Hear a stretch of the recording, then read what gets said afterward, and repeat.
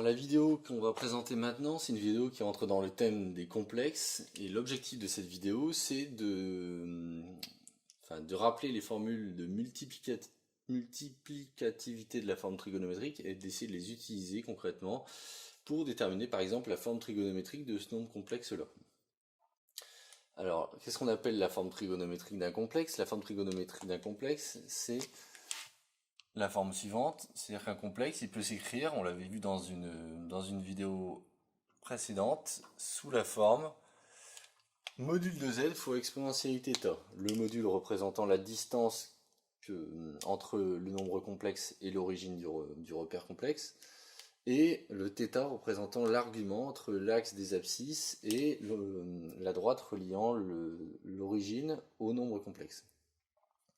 Et exponentielle θ, c'était quelque chose qu'on avait défini comme cosinus θ plus i sinus θ. Exponentielle θ, c'est cosinus θ plus i sinus θ.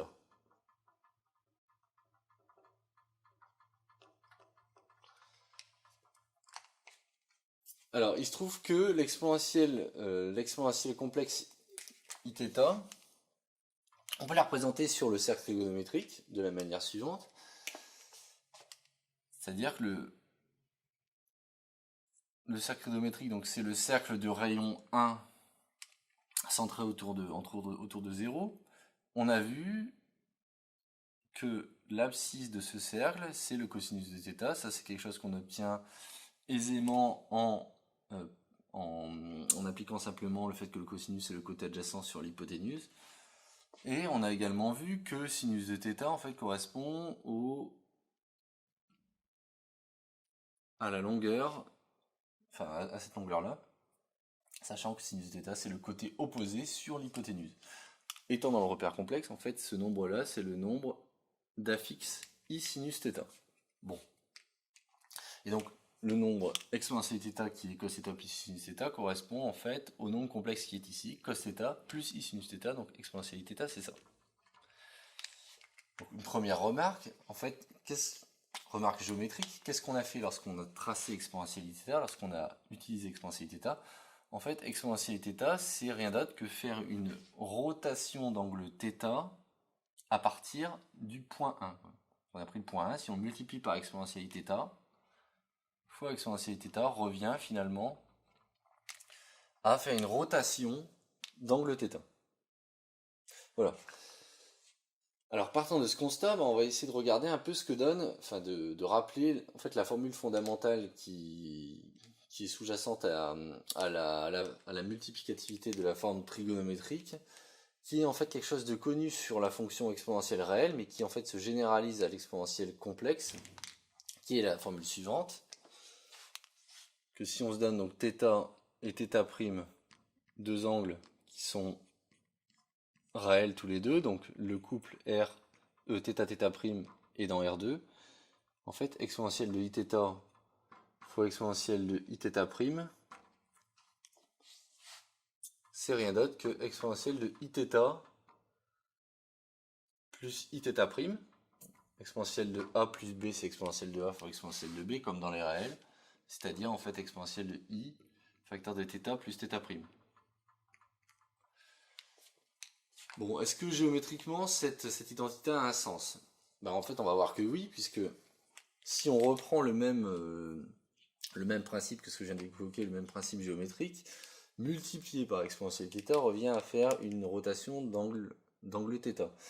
Si on multiplie maintenant exponentielle θ par exponentielle θ', en fait ça revient à refaire une rotation à partir de exponentielle θ, mais cette fois-ci d'angle θ'. Traçons par exemple cette rotation. Hop, imaginons que l'angle θ' ça soit cet angle-là.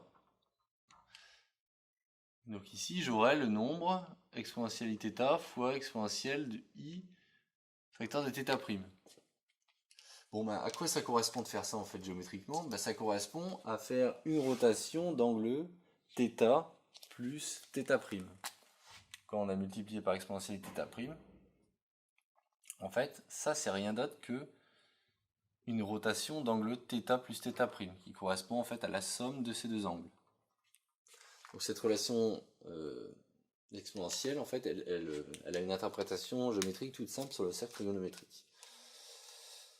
Bon, donc voici une première relation de multiplicativité donc de l'exponentialité θ et donc en particulier de la forme trigonométrique qu'on pourra utiliser justement sur des complexes de cette forme-là. Bon, alors à quoi est-ce que ça peut nous servir ça? Bah, par exemple, si appliquons cette formule à θ et à moins θ et regardons ce qui se passe, quoi. Donc si on applique cette formule à θ et à moins θ, on obtient que exponentielle de i θ fois exponentielle de moins i θ. En fait, c'est rien d'autre que exponentielle de i θ moins θ. Mais θ moins θ c'est 0, ça fait exponentielle de i fois 0, c'est-à-dire 1. Et maintenant, bah, passons le exponentialité θ en dessous, divisons par exponentialité θ des deux côtés. Bah, on va obtenir au final que exponentielle de moins i θ, c'est donc 1 sur exponentielle i θ. Donc là, on retrouve également quelque chose qui avait été vu sur les réels, c'est-à-dire que l'exponentielle de moins a c'était égal à 1 sur exponentielle de a. Ben, cette chose se vérifie également pour l'exponentielle de moins i θ. Voilà. Donc maintenant, même chose, avec, essayons de déterminer ce que vaut exponentielle de i θ sur exponentielle de i θ', en nous servant de ce que nous venons d'utiliser, avec toujours θ et θ' qui sont de réelles données. Bon, bah, si je me sers exactement de ce que je viens de faire, exponentielle de 1 sur exponentielle de i θ', bah en fait c'est exponentielle de moins i θ'. Donc ça me permet d'écrire cette identité comme exponentielle iθ fois exponentielle de moins i θ', en utilisant cette relation-là. Mais maintenant, on sait que exponentielle de iθ fois exponentielle de iθ', c'est exponentielle de iθ plus θ'. Donc là, même chose. Cette chose-là, ça va être exponentielle de iθ moins iθ'. Et en fait, c'est exponentielle de i θ moins θ'.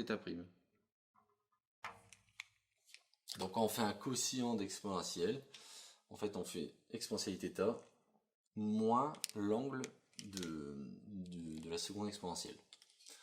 Donc voici nos trois relations essentielles en fait qui découlent toutes d'une seule et même relation qui est celle-ci. C'est-à-dire que ça découle directement de cette relation-là. C'est-à-dire que exponentielle iθ fois iθ' est égal à ça. Et celle-ci découle de celle-ci qui elle-même découle de celle-ci. Donc en fait, celle-ci, la connaissance de celle-ci permet de déterminer toutes les autres. Bon, alors en quoi est-ce que ça peut nous être utile? Pour l'application qui est formulée ici, qui consiste à trouver la forme trigonométrique d'un complexe qui est sous la forme, par exemple, d'un quotient. Ça pourrait marcher aussi pour les produits, peu importe. Alors il y aurait une première stratégie qui consistera à dire on a un quotient de nombres complexes. Ce qu'on va commencer par faire, c'est essayer de le mettre sous la forme a plus ib en multipliant par le complexe conjugué du dénominateur. C'est ce qu'on avait vu dans une vidéo précédente, comment obtenir la forme algébrique d'un complexe en multipliant par le complexe conjugué. Ça serait une première possibilité.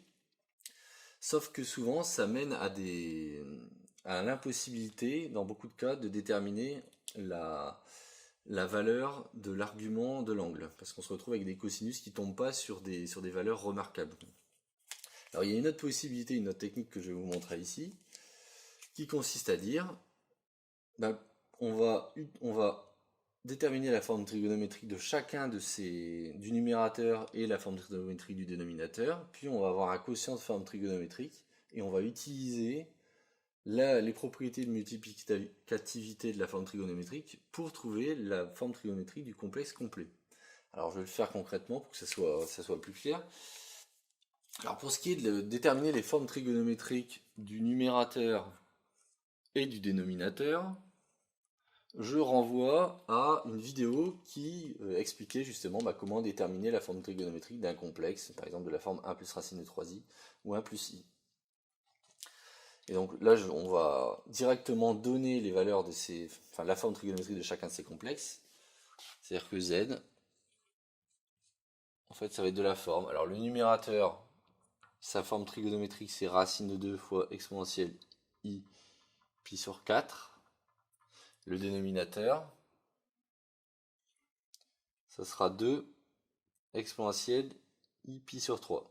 Donc ça, à voir avec la vidéo associée pour la justification. Voilà.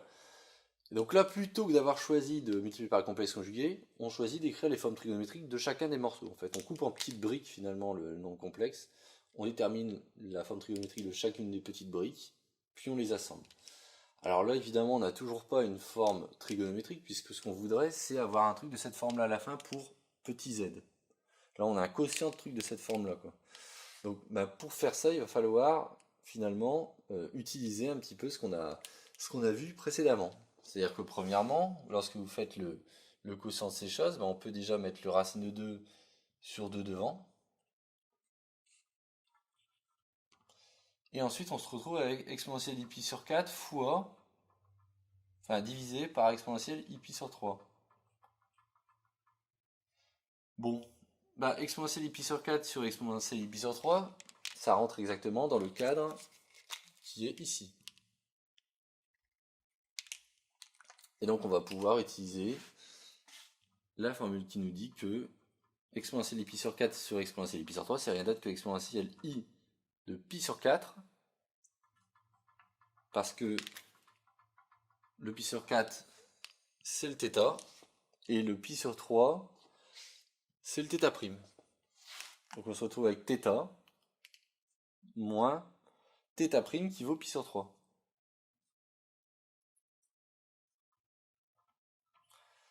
Au final, on se retrouve donc avec racine de 2 sur 2 fois exponentielle de i 3pi sur 12, je réduis au dénominateur, moins 4pi sur 12. Ce qui donne racine de 2 sur 2 exponentielle de moins i pi sur 12. Alors là, on a quelque chose qui ressemble beaucoup plus à ça, qui ressemble même complètement, dans le sens où on a bien quelque chose de la forme module de z. Ça va être le module de z. Et ça va être l'exponentielle de iθ. Alors notez qu'ici, on arrive bien avec quelque chose de la forme, quelque chose de positif. Si on n'avait pas quelque chose de positif, il faudrait remplacer le moins 1 par i carré et écrire i carré sous une forme exponentielle. Donc i au passage, i carré, moins 1, c'est aussi exponentielle ipi. Donc ça pourrait permettre de transférer le moins à l'intérieur du terme exponentiel. Et donc là, on a obtenu la forme trigonométrique de z en utilisant la forme trigonométrique, la multiplicativité de la forme trigonométrique.